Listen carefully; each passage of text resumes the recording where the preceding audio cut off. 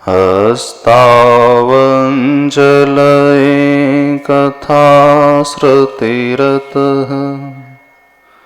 करेणोक्षिसम्प्रेक्ष्यते सस्तत्यां व्यसनं शिरोनतिपरं सेवीदृशीयेन ते तेजस्वी सुजनोऽहमेव सुकृति तेनैव तेजः पते तेनैव तेजः पते।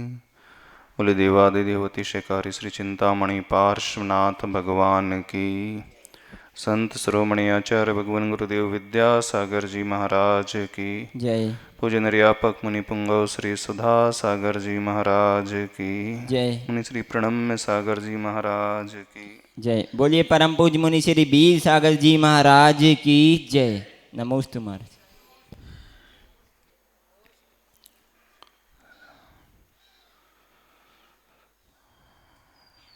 12 भावना के चिंतन में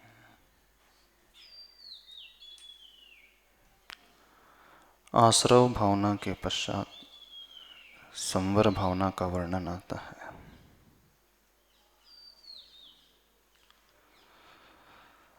आश्रव भावना अर्थात कर्म प्रति समय हमारी आत्मा में आते ही रहते हैं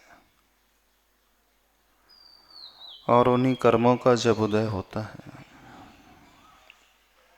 तो संसारी प्राणी को सुख और दुख की अनुभूति होती है। कर्म का आत्मा में आना, बंधना, उसकी इंटेंसिटी कितनी होती है, कितने समय तक वो फल देता है, यह सब हमारी कषाएं निर्धारित करती हैं। जितनी अधिक क्रोध आदि की तीव्रता रहती है, अहम का भाव जितना रहता है व्यक्ति के भीतर, ईर्ष्या द्वेष का भाव जितना अधिक रहता है, आकांक्षाएं लोभ जितनी अधिक होती हैं, ऐसा व्यक्ति हमेशा उतने ही पावरफुल कर्मों को अपनी आत्मा में बुलाता है, आश्रव करता है। और यह परंपरा अनादिकाल से निरंतर जारी है, आज तक रुकी नहीं। लेकिन जो आज तक नहीं रुकी है, क्या कभी नहीं रुकेगी? ऐसा भी नहीं है। जब व्यक्ति सचेत हो जाता है, जागृत हो जाता है, उसकी दृष्टि बदल जाती है, उसके भाव बदल जाते हैं। तो जो कर्म हमें दुख दे रहे थे, जो कर्म हमारे आत्मा में प्रवेश कर रहे थे, अर्थात जिनका आश्रय हो रहा था, वह कर्म की क्वालिटी भी बदल जाती है और एक समय ऐसा भी आता है कि वे कर्म आना रुक जाते हैं। एक ऐसा पुरुषार्थ होता है जिनसे वे कर्म हमारे आत्मा में प्रवेश ही न करें। उस दरवाजे को जब हम बंद कर देते हैं, उस दरवाजे को क्लोज करने का नाम संवर भावना है। संवृणोति इति संवरः, अच्छी तरह से रोक देने का नाम संवर है। किसे रोकना है? उस कर्म रूपी धूली को रोकना है। जैसे घर में खिड़कियां होती, दरवाजे होते हैं, आंधी तूफान जितना अधिक चलता है उतनी ही धूली मिट्टी घर में प्रवेश करती है। सबसे सरल उपाय है, पहले उन खिड़कियों को बंद कर दिया जाए, उन दरवाजों को बंद कर दिया जाए जिनसे धूली एंटर होती है। फिर जो धूली प्रवेश कर गई उसको बाद में निकाला जाएगा। तो बाहर जितनी आंधी तूफान हवा रहती है उतनी ही मात्रा में धूली आती है, उतनी ही पावरफुल रूप से आती ही रहती है। ऐसे ही हमारे भीतर, आत्मा के भीतर जितनी कषाय रहेंगे, समझना वह कषाय रूपी आंधी उन कर्म रूपी धूली को हमेशा प्रवेश कराते रहती है। तो उन खिड़की दरवाजों को बंद करने का उपाय क्या है? तो आचार्य भगवान एक सूत्र देते हैं जिससे संवर होता है, और वह सूत्र है सगुप्ति समिति धर्मानुप्रेक्षा परिशह जय चारित्र है। आश्रव का निरोध करने का नाम, रोकने का नाम ही संवर है, और वह संवर 6 कारणों से होता है। जानते हो नहीं जानते? थोड़ा बहुत पढ़ा होगा, थोड़ा बहुत सुना होगा। किन कारणों से होता है? तो आचार्य भगवान कहते हैं गुप्ति समिति धर्म अनुप्रेक्षा परिचयों का जय करना और चारित्र के द्वारा। सर्वप्रथम इसे रिवर्स डायरेक्शन में लगाया जाना चाहिए, यानी व्यक्ति चरित्र जब ग्रहण करता है, चरित्र से मतलब जब उसका आचरण अच्छा होता है, तो वो कर्मों की धूल को जो प्रवेश कर रही थी हम रोक देते हैं। चारित्र का अभिप्राय उन पापों को त्याग करने की प्रक्रिया जीवन में अपनाए।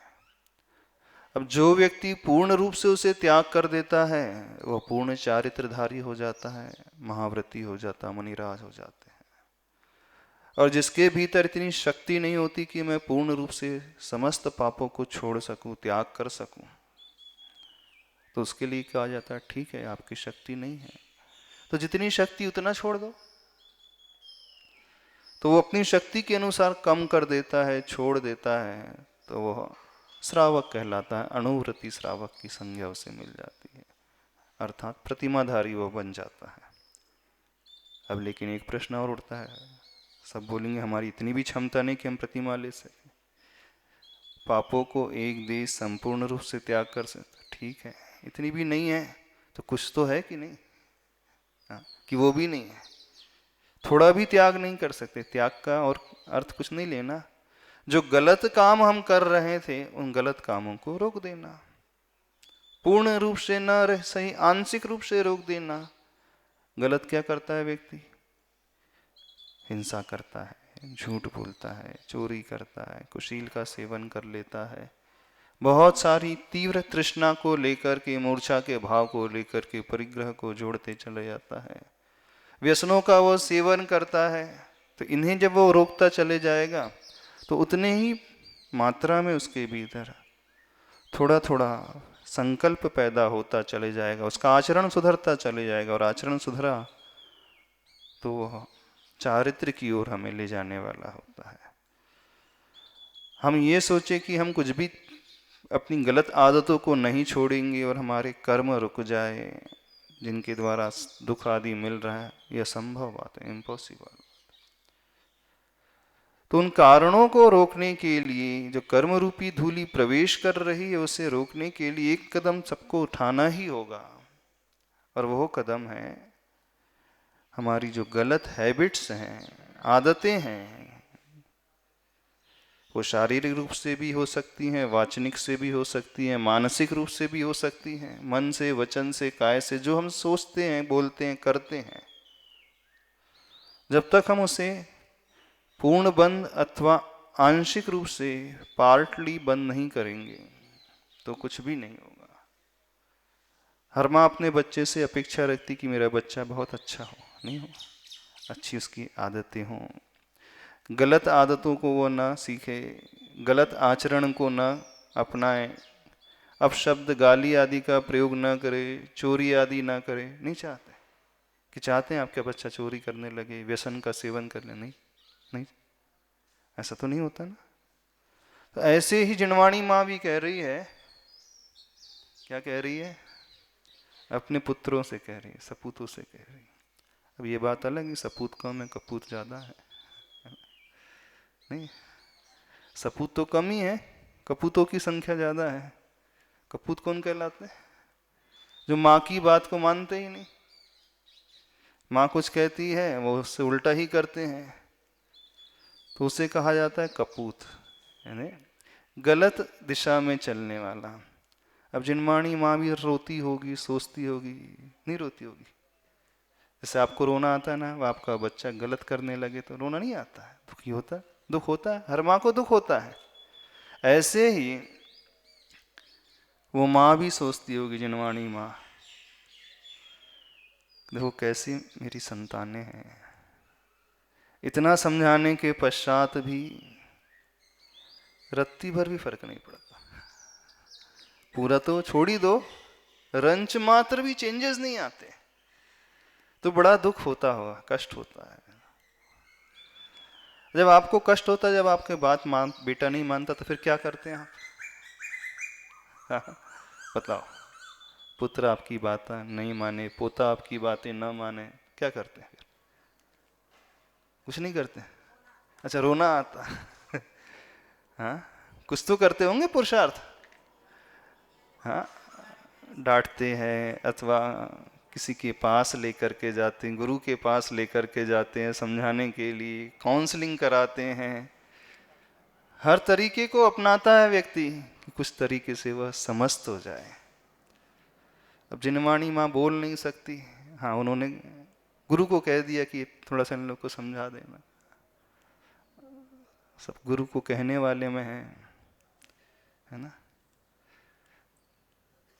सब कहने वाले हैं कि हमारे गुरु हैं, कहना अलग है और मानना अलग है।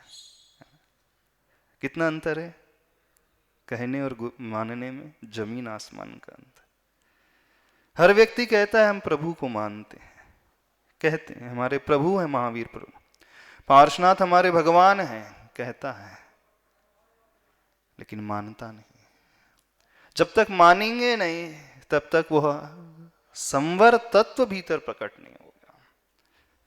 संवर भावना का अर्थ इतना ही है कि एक ऐसा चिंतन हमारे भीतर प्रकट तो हो, कम से कम एक ऐसी भावना हमारे भीतर उत्पन्न तो हो, एक गिल्टीनेस हमें फील तो हो, कम से कम ऐसी मनोवृत्ति भीतर से हो तो सही कि हम ये गलत कर रहे हैं। जब तक ये गिल्टी की भावना भीतर पैदा नहीं होगी, पश्चाताप की भावना भीतर पैदा नहीं होगी, व्यक्ति रियलाइज नहीं करेगा कि मैं ये गलत कर रहा हूं, तब तक कुछ हो ही नहीं सकता।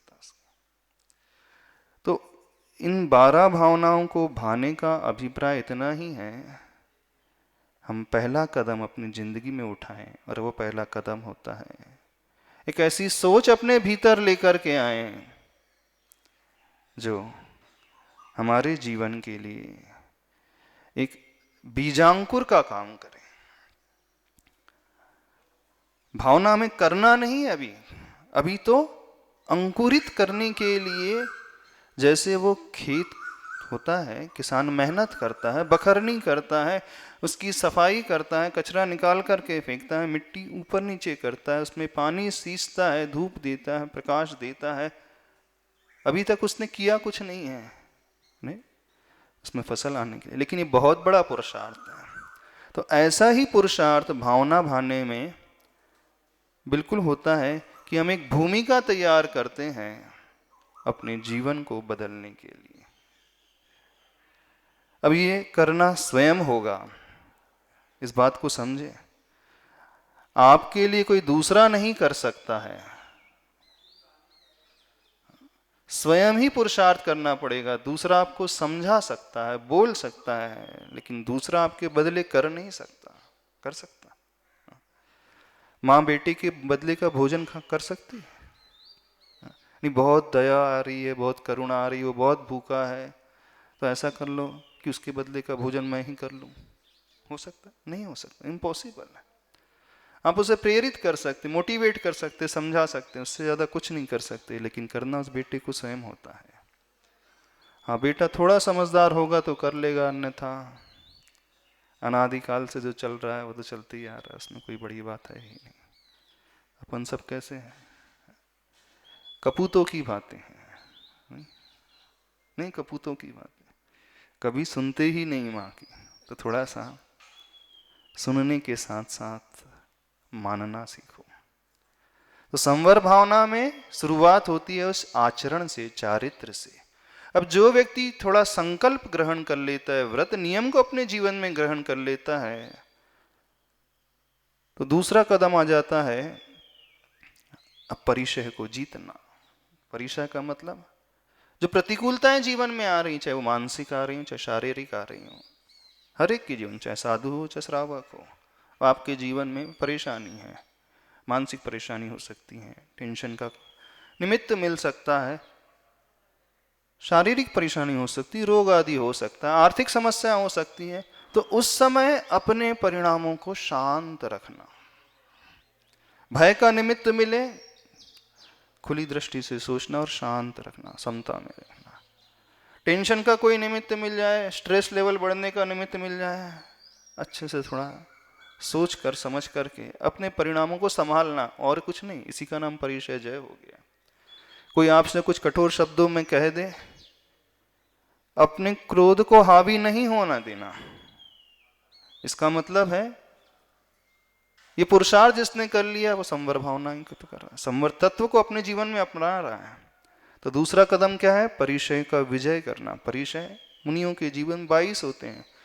क्षुत पिपासा शीतुष्ण दंश मशक नाग्नि रति स्त्री चर्या निषद्या क्रोश वध याचना लाभ रोग तरण स्पर्श मल सत्कार पुरस्कार प्रज्ञा ज्ञान आदर्शन आदर्शन आदि, ये सब अब आपके जीवन में ढेर सारे होते हैं, है ना। बच्चे को लेकर, व्यापार को लेकर, संबंधों को लेकर के, परिवार को लेकर के, बीमारी को लेकर के, आपसी क्लैशेस को लेकर के। तो उन स्थिति में जिसने सामंजस्य बैठाना सीख लिया, समझ लेना वह संवर तत्व की ओर अथवा संवर भावना की ओर बढ़ रहा है। सामंजस्य का अर्थ क्या? वो अपने परिणामों को शांत रखने की कोशिश कर रहा है।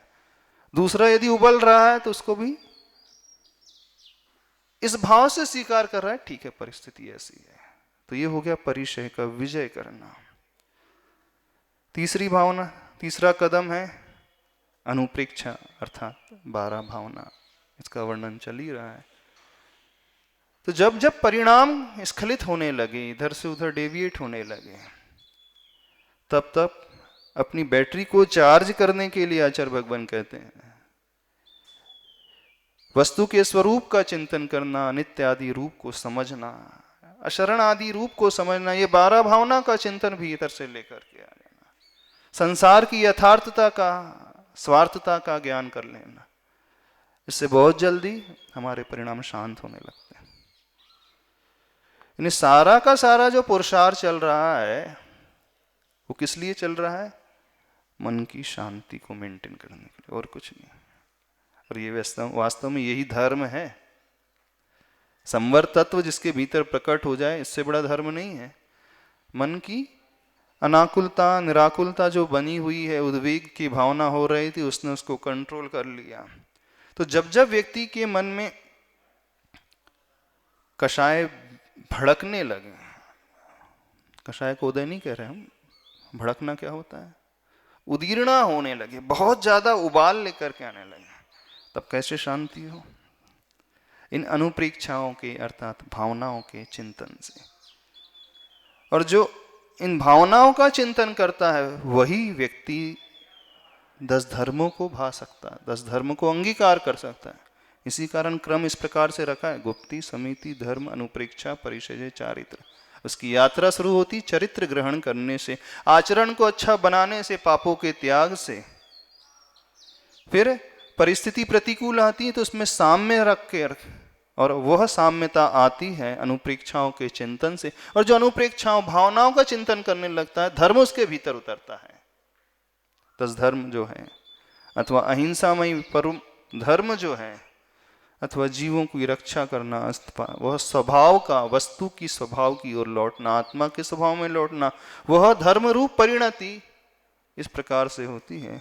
अब जो धर्म से भर जाएगा वह अपने आप ही क्या करेगा? देख करके चलेगा, देख करके बोलेगा, प्रॉपर शब्दों का प्रयोग करेगा।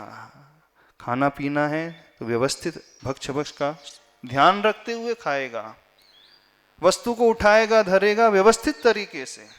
अर्थात उसके जीवन में वह समिति आ जाएंगी। समिति का अर्थ और कुछ नहीं है, जो भी एक्टिविटी हम दिन भर कर रहे हैं पूर्ण यत्न पूर्वक जागृत होकर के, चाहे भोजन की, खाने पीने की हो, चाहे शब्दों का प्रयोग करने की हो, चाहे चलने फिरने की हो, चाहे उठने बैठने की हो, चाहे सोने की हो, जिसका नाम समिति है, अथवा ईरिया समिति, भाषा समिति, एषणा समिति, आदान निक्षेपण और वित्सर्ग समिति, शास्त्रों में वो नाम दिया है। यदि उसे समझना है, संवर तत्व को भाने वाला जो जीव होता है वो क्या करता है।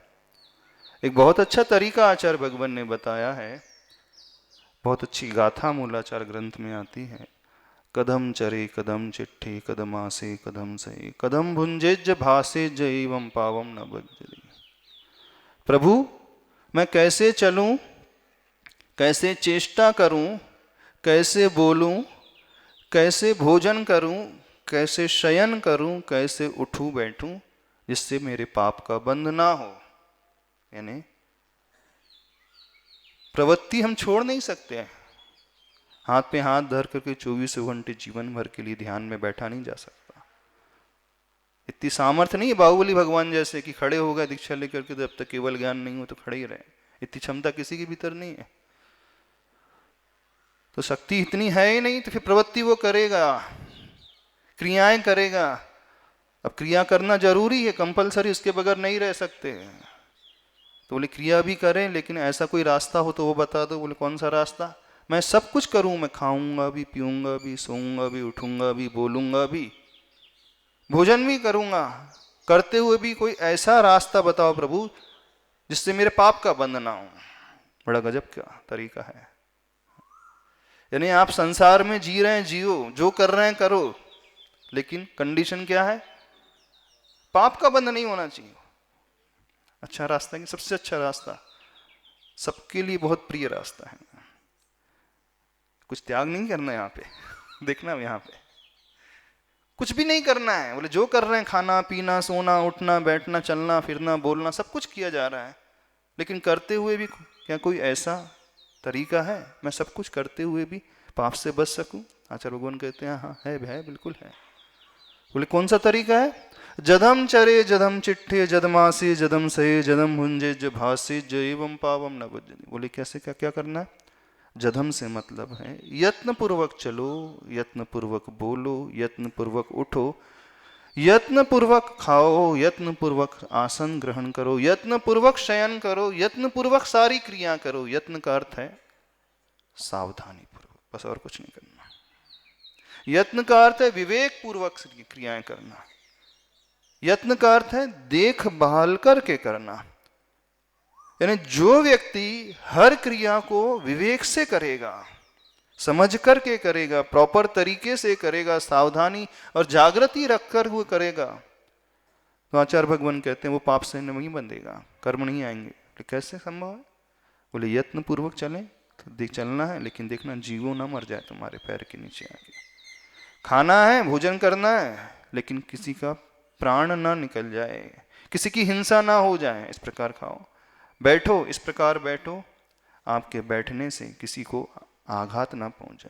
बोलना है, बोलो, खूब बोलो, ऐसे बोलो कि आपके बोल जो हैं अमृत की भांति निकले, इतने मधुर, इतने कर्णपी कि जो चाहे वो सुनते ही रहे। ऐसा नहीं गोली की भांति। बोली जो है बोले गोली की भांति नहीं निकले। बोले कैसे निकले। मुख चंद्र ते अमृत झरे। अभी क्या झड़ता है आपके चंद्र मुख से, क्या झड़ता है। जहर। अमृत तो नहीं झड़ता, बिल्कुल नो डाउट। यदि अमृत झड़ता होता तो पता नहीं क्या हो गया था। क्या निकलता है। मुख रूपी चंद्र नहीं है, मुख रूपी सूर्य समझ लो, अथवा मुख रूपी ज्वालामुखी समझ लो। ज्वालामुखी से क्या निकलता है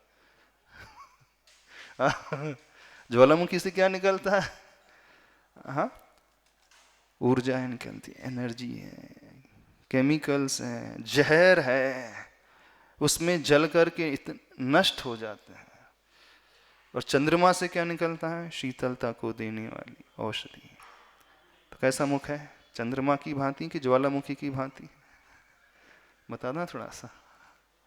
बस समिति का अर्थ और कुछ नहीं, क्रिया करना, एक्टिविटी करना, देख करके यत्न पूर्वक, विवेक पूर्वक, जागृति पूर्वक, समिति हो गई, हो गया संवर तत्व। और जो अच्छे से क्रिया करने सीख लेता है, फिर जब वो ध्यान में बैठता है, यानी ध्यान में बैठना मतलब गुप्ती में आ जाता है, मन वचन काय की प्रवृत्ति को रोक करके अपनी ही आत्मा में स्थिर कर लेता है। रोकना मतलब नष्ट नहीं करना। जो इधर उधर प्रवृत्ति हो रही थी शरीर की, वचन की और मन की, उन सब को चैनलाइज करके कहाँ लेकर के आना। अभी तो बाहर की ओर हो रही थी, भाग रही थी हमारी एक्टिविटी, अब उसको इंट्रोवर्ट करना। अभी तक एक्सट्रोवर्ट थी, सब बाहर की ओर जा रही थी, अब इंट्रोवर्ट करना है ना, भीतर की ओर लाना। भीतर की ओर लाने का अभिप्राय है अपने ही आत्म स्वभाव में स्थिर हो जाना। यानी गुप्ती का अर्थ और कुछ नहीं है, ज्ञान और दर्शन स्वभाव में लीन हो जाना, जानना और देखना और कुछ नहीं करना। जानने देखने के लिए मना नहीं कर रहे हैं, जो दिख रहा है देख लो। ज्ञान का विषय बन रहा है, ज्ञान का विषय बना लो, बस शर्त इतनी ही है, उसमें हर्ष विषाद नहीं करना, अच्छे बुरे की कल्पना नहीं करना, जो हो रहा है सो होने दो, जानो और देखो। गुप्ती में और कुछ नहीं करना, बैठ जाओ शांति से। शरीर को भी नहीं हिलाना। शरीर को क्यों हिलाते हैं? अनुकूलता नहीं लगती, आसन में स्थिरता नहीं आती, इस कारण दर्द होने लगता है, तो हिला लो, अपन पैर हिला लो। चुप नहीं बैठा जाता है तो वो बोलने लगता है, जो और ज्यादा हो जाता है फिर वो बड़बड़ाने लगता है, फिर और ज्यादा होता है तो बकवास करने लगता है, नहीं होता। और जो शांत चित्त होता है वो मन को स्थिर रखता है। जिसके भीतर स्थिरता नहीं रहती है फिर उसका मन भागने लगता है। कहाँ? अच्छी जगह नहीं है, अशुभ को लेकर के इधर उधर गलत कार्य। तो जिसने अपने मन वचन काया को कंट्रोल करना सीख लिया, एक स्थान में लाना सीख लिया, वो गुप्ती हो गई। और गुप्ती से ही फिर केवल ज्ञान की प्राप्ति होती है। समझ रहे हो कि नहीं समझ रहे? संवर भावना क्या है? संवर तत्व क्या है? आपको बता रहे हैं। संवर तत्व अथवा संवर भावना चारित्र के द्वारा गुप्ती तक पहुंचना, ध्यान तक पहुंचना, और उस समस्त कर्म जो हमारे भीतर आ रहे थे उनको पूर्ण रूप से रोक देना। ये रास्ता आचार्य भगवान ने बताया है। थोड़ा कठिन है कि सरल है? कठिन है? सोचोगे तो सरल है। पूर्ण रूप से पालन करने में हो सकता है कठिनाई हो सकती है, लेकिन जितनी क्षमता है उसके अनुसार यदि व्यक्ति अपने आप को बदल ले तो इतना तो कर सकते हैं कि जो आंधी में धूल आ रही थी उसको कम करके हटा करके थोड़ी बहुत धूल चल जाएगी। आंधी में तो पूरा घर जो है अस्त व्यस्त हो जाता है, कुछ नहीं बचता, बड़े बड़े पेड़ तक उखड़ जाते हैं। तो वैसी स्थिति को भी यदि कंट्रोल करना सीख लिया तो समझ लेना श्रावक जो है गृहस्थ में रहते हुए बहुत बड़ा पुरुषार्थ कर सकता है। समझ रहे हो कि नहीं? संवर भावना क्या कहलाती है? नहीं समझ में आई? क्या करना है? बस इतना ही करना है, जो आज तक करते आए वो नहीं करना। बहुत बड़ी बात नहीं, बहुत अच्छा सूत्र आचार्य भगवान दे रहे हैं। जो आज तक करते आए वो नहीं करना, और जो आज तक नहीं किया वो करना है। तो क्या करते आए हो? आप सब जानते हो क्या करते आए हो। क्या करते हैं बताओ? आज तक हिंसा करते आया है, कषाय करते आया है, ईर्ष्या करते आया है, चोरी करते आया है, ठगते आया है, छल करते आया है, झूठ बोलते आया है, कुशील का सेवन करते आया है, गलत दृष्टि रखते हुए आया है, तृष्णा इच्छाओं को बढ़ाते हुए आया है। बस ये नहीं करना और कुछ नहीं करना, बस बाकी ज्यादा चीजें नहीं है। जो करा किया है आज तक उसे नहीं करना। अब जो इसे पूर्ण रूप से एक्सेप्ट कर लेता है वो एकदम ऊपर उठ जाता है। जिसके भीतर इतनी क्षमता नहीं है वो क्या करे? उसको थोड़ा सा मिनिमाइज कर दे, कम कर दे। इतना तो कर सकता, इतना तो हो सकता है, पूरा नहीं हो सकता लेकिन आंशिक रूप से इतना तो हो सकता। इतना भी हो गया तो बहुत बड़ा काम हो जाएगा। ठीक है, करे?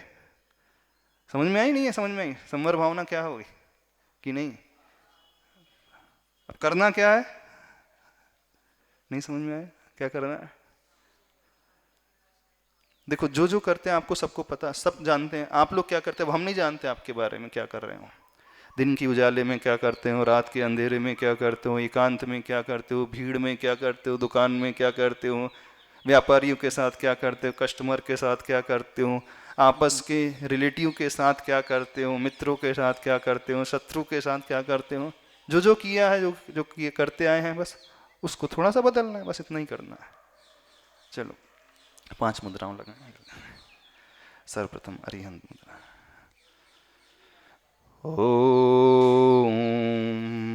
अर्हं नमः। ॐ अर्हं नमः। ॐ अर्हं नमः। ॐ अर्हं नमः। रिलैक्स, दूसरी मुद्रा। ॐ अर्हं नमः। ॐ अर्हं नमः।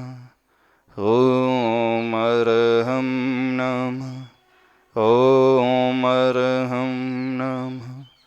ॐ अर्हं नमः। ॐ अर्हं नमः। ॐ अर्हं नमः। ॐ अर्हं नमः।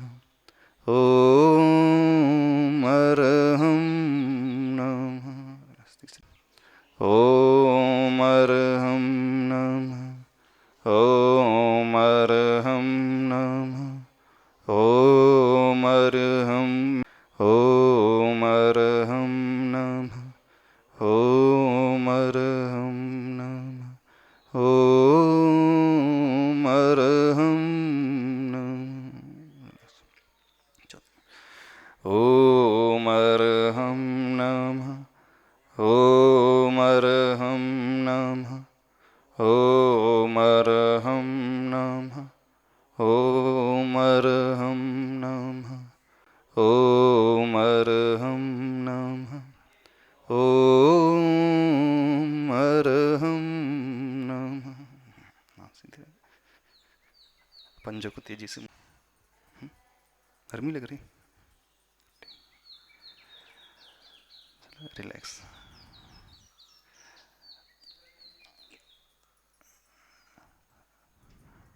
दिन भर एसी में तो रहते हो आशा भी लो।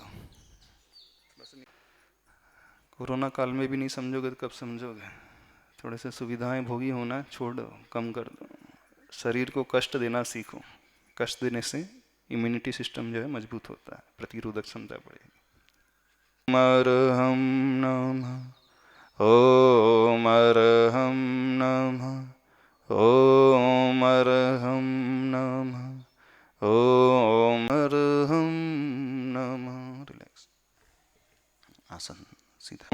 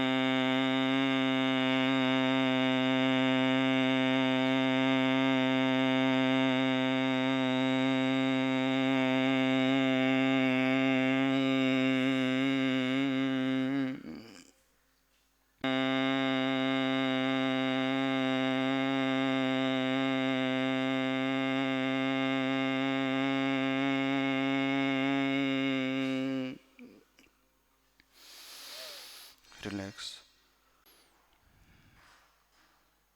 सिर्फ अपनी श्वास को देखने की कोशिश करें। बाहर से ध्यान हटाकर शरीर की इस क्रिया पर ध्यान लेकर के आए। ओम के स्मरण पूर्वक श्वास भीतर आए, अरहम के स्मरण पूर्वक श्वास बाहर जाए। सारा ध्यान हृदय केंद्र की ओर लेकर के आए, आनंद केंद्र की ओर।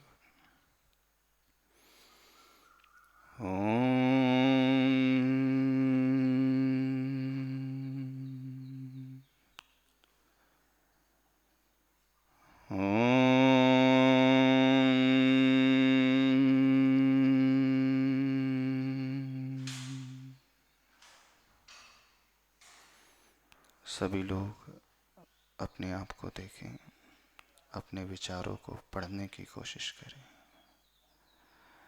अपने जीवन को देखने की कोशिश करें। कैसे कैसे मैं पाप कर्म का आश्रव 24 घंटा करते रहता हूँ। उनसे ऊपर उठने के लिए आज संवर तत्व से अपने आप को भाता हूँ। मैं अपने चरित्र को निर्मल बनाते हुए अपनी प्रवृत्ति, गलत प्रवृत्ति को छोड़ने का संकल्प ग्रहण करता हूँ।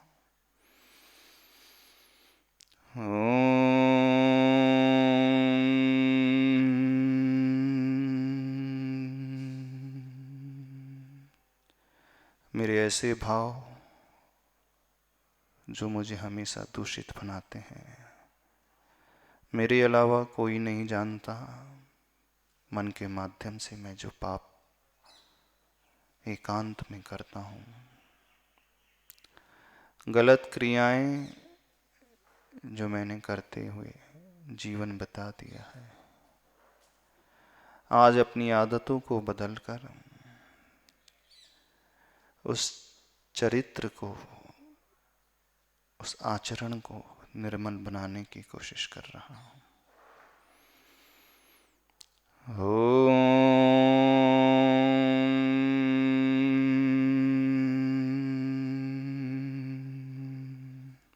मेरा आचरण किन किन बातों से प्रभावित होता है, मैं उसे देख रहा हूँ। सभी लोग जीवन की उन गलतियों को देखें जो हमने जानबूझ करके की हैं।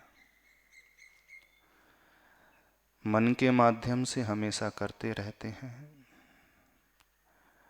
वचनों के माध्यम से चला करके दूसरे को पीड़ित करते रहते हैं। अपनी कषायों पर नियंत्रण न रखकर अपने आप को खोते हुए आए हैं। अपने ही वालों से कई बार छल किया है, झूठ बोल करके।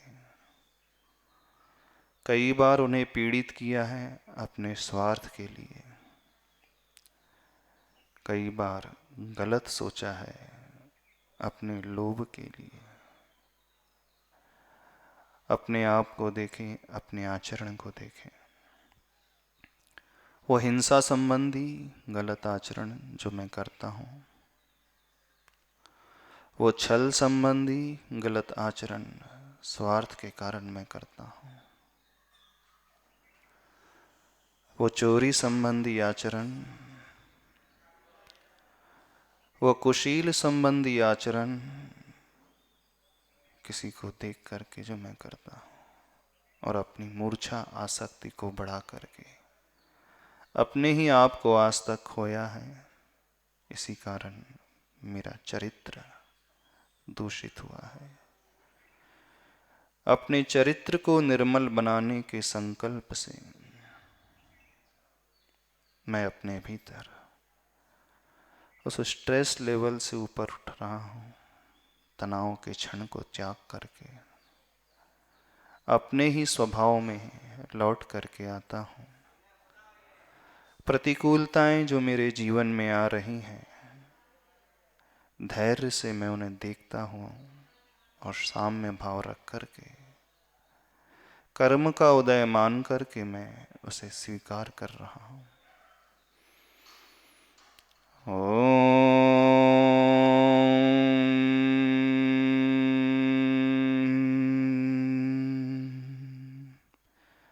वो परिश्य है जो मेरे जीवन में, विपत्तियां जो मेरे जीवन में आ रही हैं, शांति। ओम अरहं परम शांति। ओम अरहं परम शांति। इस पूरी ऊर्जा को अपने शरीर से स्पर्श करते हुए एक्सेस एनर्जी को संसार के कल्याण के संप्रेषित। बोलिए महावीर भगवान की, संत श्रोमणी आचार्य भगवान गुरुदेव विद्यासागर जी महाराज की। की जय। आज का नियम